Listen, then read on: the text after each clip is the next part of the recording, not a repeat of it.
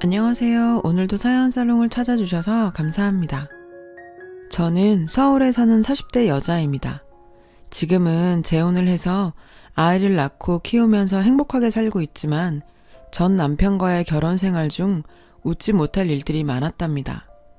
참 생각해보면 그런 집안이 있나 기가 막혀요. 저는 어렸을 때 부유한 집에서 누릴 거 다 누리면서 자랐어요.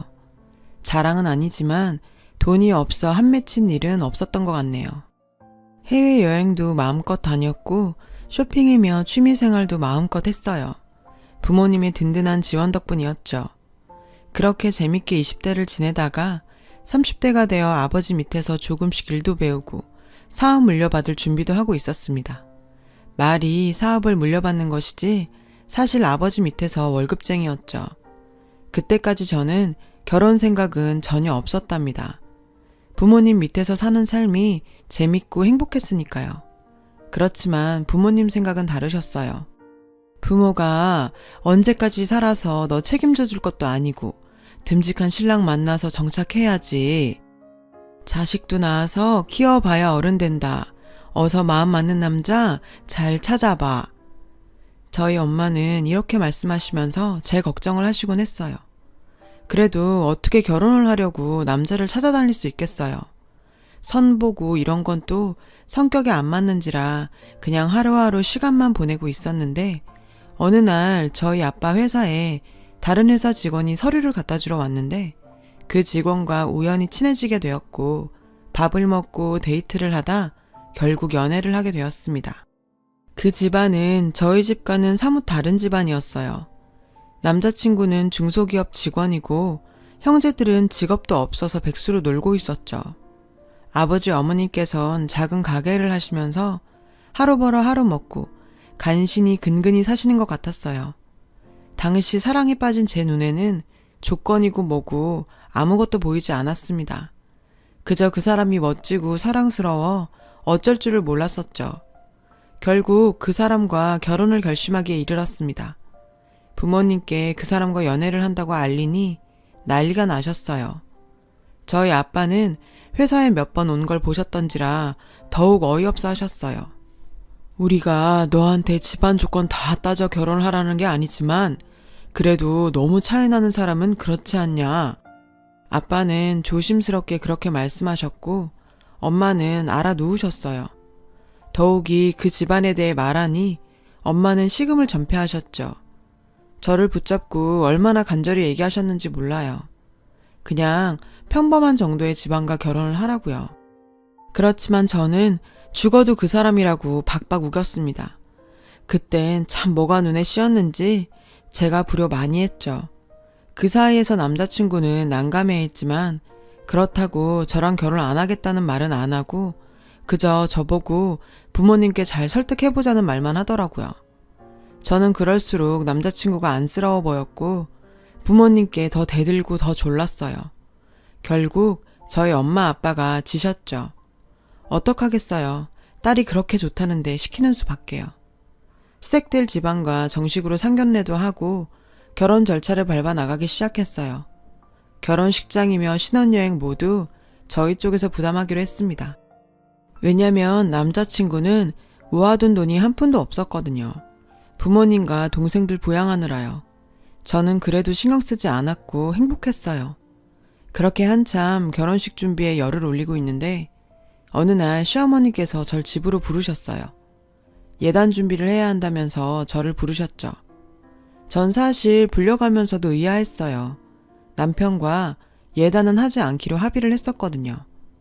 예단은 보통 신랑이 집을 해왔을 때 신부 쪽에서 마련하는 거잖아요. 그런데 신혼집도 저희 부모님이 해주신 마당에 예단이라니 좀 의아했습니다. 제가 잘못 들은 건 아닌가 싶었죠. 시댁에 갔는데 시어머니께서 핸드폰을 보여주시면서 가방이며 아버님 옷이며 어머님 밍크며 브랜드를 알려주시더군요. 저는 멍하게 듣고만 있었어요. 금액으로도 꽤 되는 물건을 요구하시더라고요. 근데 어머니, 저희는 예단 안 하기로 했었어요. 뭐? 예단을 안 한다고? 누구랑 그런 상의를 했니? 그 애하고요. 예단은 안 한다고 같이 결정했어요. 어머니께 전달드리랬는데 못 들으셨어요? 어머머머, 네가 그렇게 하라고 했다는 거니? 예, 그건 상의가 아니지.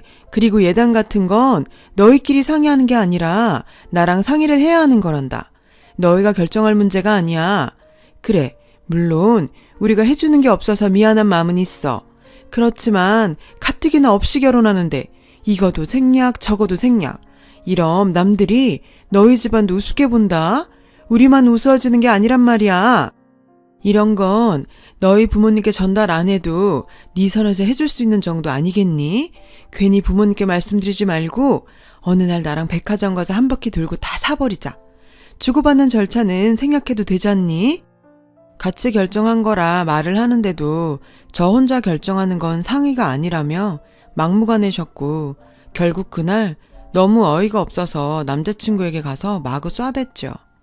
도대체 나랑 한 얘기는 무엇이었냐? 어머니랑 얘기가 안 된 것이냐? 어떻게 그만큼을 바라실 수가 있냐? 한참 퍼부었더니 남자친구는 죄인처럼 고개를 푹 숙이더라고요. 그 모습이 또 안타깝기는 하더라고요. 미안해. 우리 엄마가 좀 그래. 네가 이해 좀 해주면 안 될까? 우리 엄마 나 말고 다른 형제들은 다 놀고 있고 나한테만 기대를 걸어서 그래. 나 하나 돈 벌고 결혼하고 제대로 사니까 이번이 마지막이다 싶어서 그러는가 봐. 내가 미안해. 이번 한 번만 엄마 부탁 들어주면 평생 네 편만 들면서 살게. 그 말에 이틀을 고심했었죠. 어떻게 해야 현명하게 하는 방법인지 알 수가 없었습니다.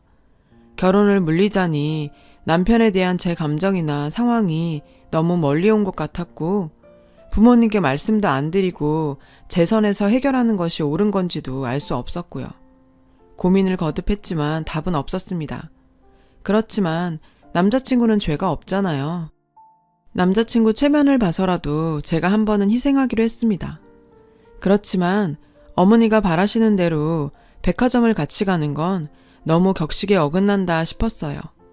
제가 알아서 준비를 해서 보내겠노라 말씀드렸고 그건 어머니도 받아들이셨어요. 이왕 하기로 한 거 어머니가 바라시는 대로 아니 그 이상으로 열심히 골라서 넣어드렸어요. 전부 명품에 어떤 것은 한정판이었죠. 받으시더니 입이 귀에 걸리셨어요. 그렇게 좋아하시는 걸 보니 또 다행이란 생각도 들었어요. 그렇게 저희는 결혼을 했습니다.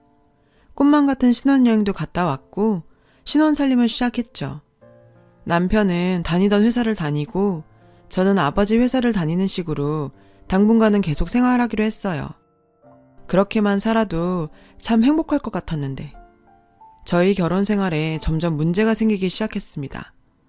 일단 경제적인 문제부터 시작이 되었죠. 어느 날부터 남편이 월급을 안 가져오는 거 아니겠어요? 처음엔 회사가 어렵다고 했는데 제가 알아보니 월급을 안 줄 정도로 어려운 건 아니더라고요. 분명 월급을 받은 것 같은데 저한테 안 주는 이유가 뭔지 궁금했어요. 설마 여자가 있나 하는 의심까지 했었는데 곧 밝혀졌습니다. 남편은 월급을 고스란히 시어머니께 갖다 드린 거였어요. 생활비며 용돈으로 쓰라고요. 솔직히 남편 월급 뭐 그리 많지도 않고 제 돈으로 생활할 수도 있지만 전 그러고 싶진 않았어요. 부부가 되었으면 일정 금액 빼고는 월급에서 사용을 하고 저축을 하면서 살아야 한다고 생각했고 결혼까지 한 마당에 저희 부모님께 신세 지는 것도 한계치가 있다고 생각했거든요. 그런데 남편은 제가 부모님께 말씀드리면 언제나 돈이 나오니까 그냥 무책임하게 자기 월급은 다 집에 들이더라고요. 그 문제로 대판 싸웠습니다. 내가 어머님 용돈 드리지 말래? 넉넉히 드리자고 했잖아. 어떻게 상의도 없이 월급을 전액 다 드릴 수가 있어. 어머님 아버님 아직도 일하시잖아.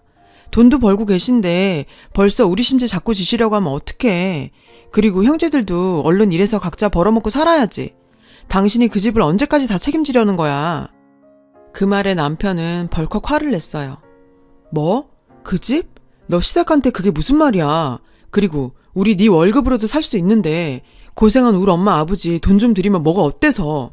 넌 우리 부모님이 불쌍하지도 않냐? 솔직히 불쌍하지 않았어요. 왜 불쌍해야 하는지 모르겠더라고요. 몸이 불편하신 것도 아니고 다들 멀쩡한데 이래서 먹고 살면 되는 거잖아요. 고생은 저희 부모님도 하셨던 거고요. 내가 너였으면 내가 말하기도 전에 우리 엄마 아버지 매달 월급 그냥 드리라고 했을 거야. 그게 너랑 나랑 차이점이야. 집에 돈이 있으면 뭐하냐? 베풀 줄을 모르는데. 베풀 줄 모른다는 말에 저도 발끈했습니다. 베풀 줄 모른다고? 나 어머니 용돈도 꽤 많이 드리고 있고 당신한테도 따로 또 그만큼 드리자 했으면 많은 것 같은데. 결혼 전에 예단 무리하게 요구하시는 것도 다 해드렸고 무슨 날 있을 때마다 선물도 드렸는데 내가 뭘 더 이상 해야 해? 그 예단 얘기 왜 안 하나 했다. 우리 엄마가 그거 뭐 받고 싶어서 받은 줄 아냐? 그리고 너만 예단하냐? 결혼하면서 예단 안 하는 여자가 어딨어? 진짜 생각 없다, 생각이 없어. 그러면서 문을 쾅 닫고 나가버리더군요. 저는 너무나도 억울해서 펑펑 울었습니다. 그런데 마침 시어머니께 전화가 왔어요. 예, 이번 주에 아버님 생신이신데 뭐 준비한 거 있니?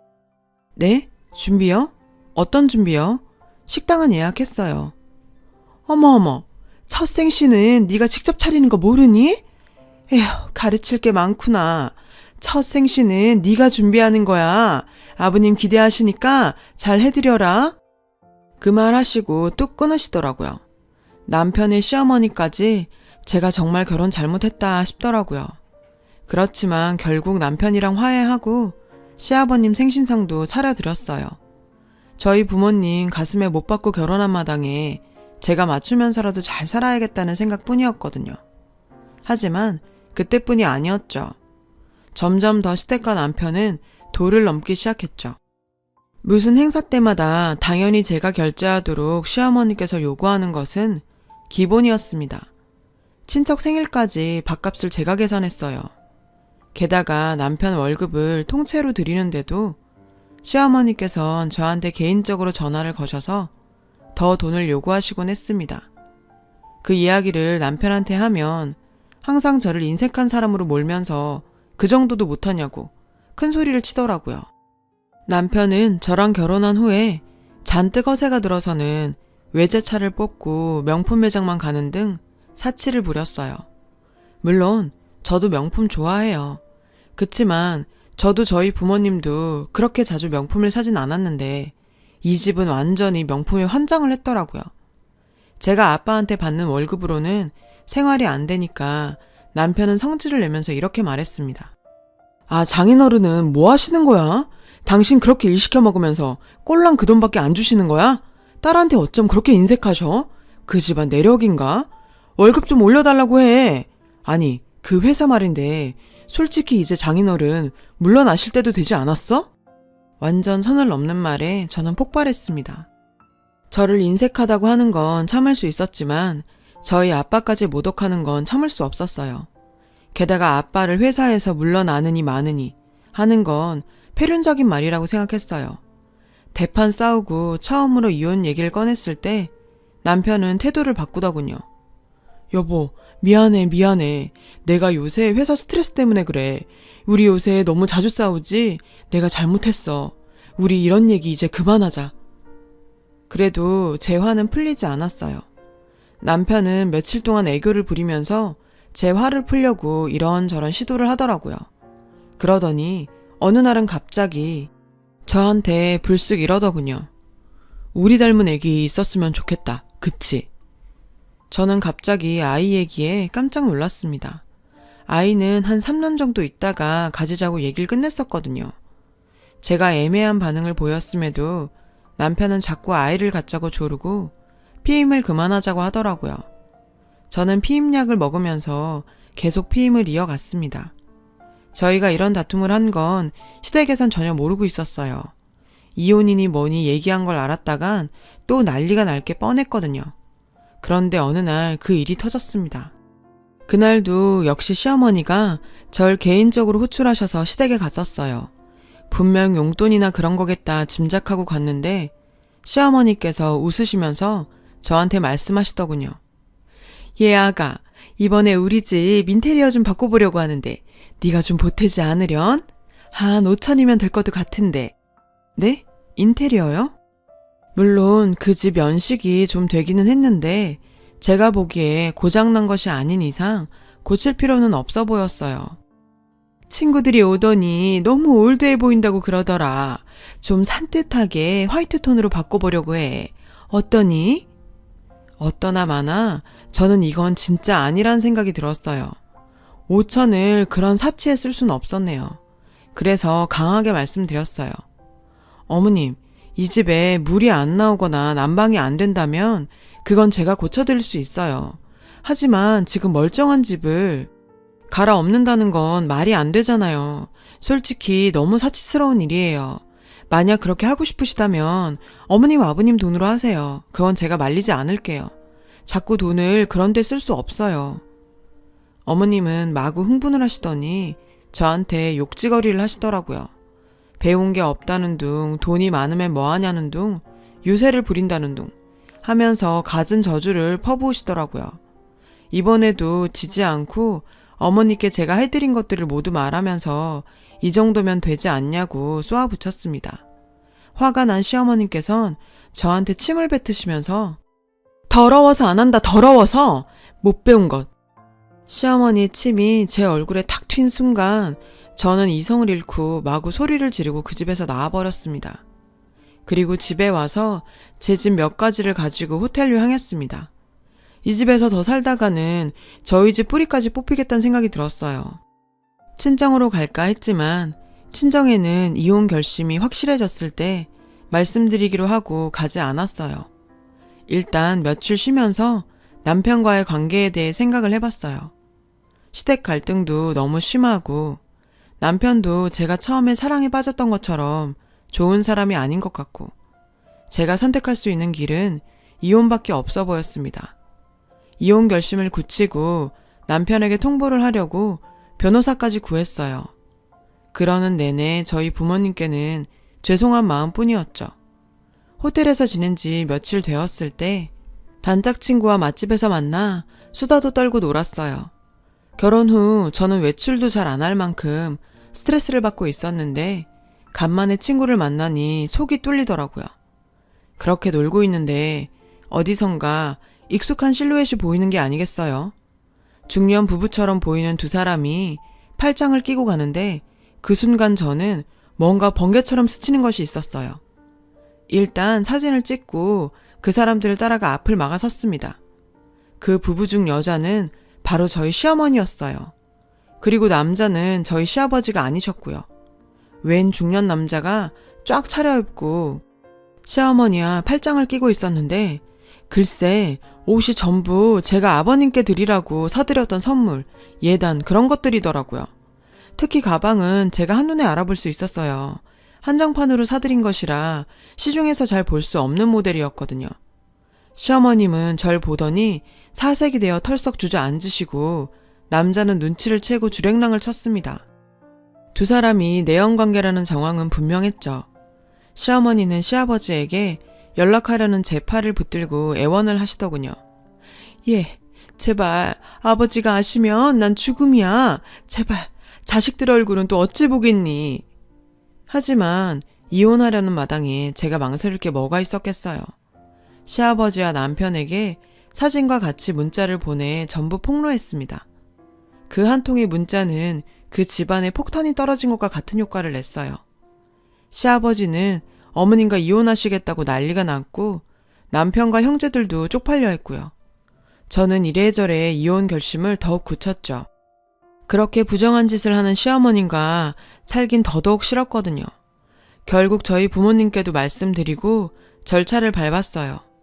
남편은 매달리고 이혼은 못해준다 우기고 난리였지만 제 이혼 의사가 확고했기에 이혼이 결정되었어요. 남편은 울고불고 저희 집에 오고 회사까지 오기에 경호원까지 고용해서 혼쭐 내서 돌려보냈답니다. 그 지긋지긋했던 결혼 생활이 그렇게 끝났습니다. 이혼하고도 한동안은 우울증에 시달렸어요. 제가 했던 선택에 대한 후회였겠죠. 하지만 저희 부모님은 저보다 강하셨어요. 저에게 좋은 말들 많이 해주셨고 저를 누구보다 믿고 응원해 주셨어요. 그래서 천천히 다시 일어났습니다. 그리고 주변에서 소개받은 사람과 다시 결혼했어요. 아이도 낳고 지금은 아주 잘 살고 있답니다. 그래도 그때 시어머니의 불륜을 목격하고 거기서 빠져나왔기에 조금 마음이 시원했던 것 같아요. 지금은 어찌 살지 가끔은 궁금해요. 그땐 제가 뭐가 쉬웠었는지. 다시 생각해도 기가 막힙니다. 엄마, 아빠, 어른들의 말씀은 참 옳습니다. 아니라고 하시는 건 아닌 것 같네요. 제 긴 이야기를 들어주셔서 고맙습니다. 여러분도 항상 행복하시길 바래요. 여러분, 사연 댓글에 응원과 현명한 조언 부탁드려요. 좋아요와 구독은 저에게 큰 힘이 됩니다. 오늘도 좋은 일 가득하세요.